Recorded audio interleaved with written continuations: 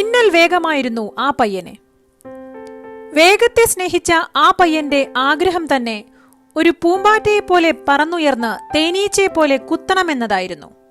ഇത് Cassius clay. രൂക്ഷമായ വർണ്ണവിവേചനം കണ്ടും കേട്ടുമാണ് കാഷ്യസ് വളർന്നത്. വെള്ളക്കാർക്ക് മാത്രം എന്നെഴുതിയ ബോർഡുകൾ അക്കാലത്തെ തെക്കേ അമേരിക്കയിലും ഉണ്ടായിരുന്നു.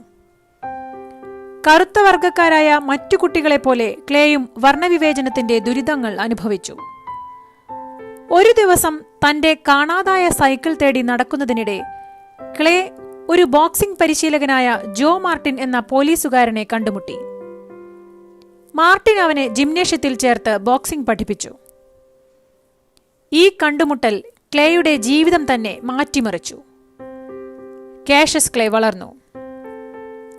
ഇവിടെ നിന്നാണ് ബോക്സിംഗ് ലോകത്തെ ഇതിഹാസമായ മുഹമ്മദ് അലി ജനിക്കുന്നത്.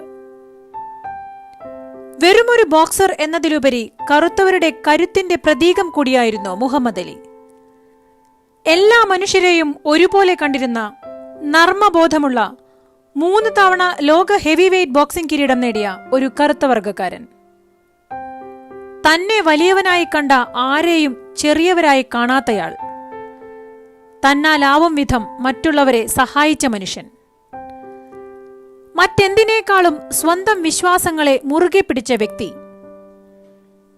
അദ്ദേഹത്തിന്റെ ബോക്സിംഗ് റിങ്ങുകൾ പോലെ അദ്ദേഹത്തിന്റെ വാക്കുകളും എന്നും ഏവർക്കും പ്രചോദനമായിരുന്നു. ഞാൻ എന്താവണമെന്ന് നിങ്ങൾ ആഗ്രഹിക്കുന്നുവോ അതാവാൻ എന്നെ കിട്ടില്ല. എനിക്ക് ഞാനായിരിക്കാനുള്ള സ്വാതന്ത്ര്യമുണ്ട്. തോൽപ്പിക്കാനാവാത്ത കൈക്കരുത്തിന്റെ പേരിലും വലിയൊരു സാമ്രാജ്യത്തോട് ഇടിച്ചു നിന്ന നിലപാടുകളുടെ പേരിലും ലോകപ്രശസ്തനായ ആ വലിയ മനുഷ്യനാണ് മുഹമ്മദ് അലി. മുഹമ്മദ് അലിയുടെ ജീവിതം നമ്മോട് പറയുന്ന ഒന്നുണ്ട്.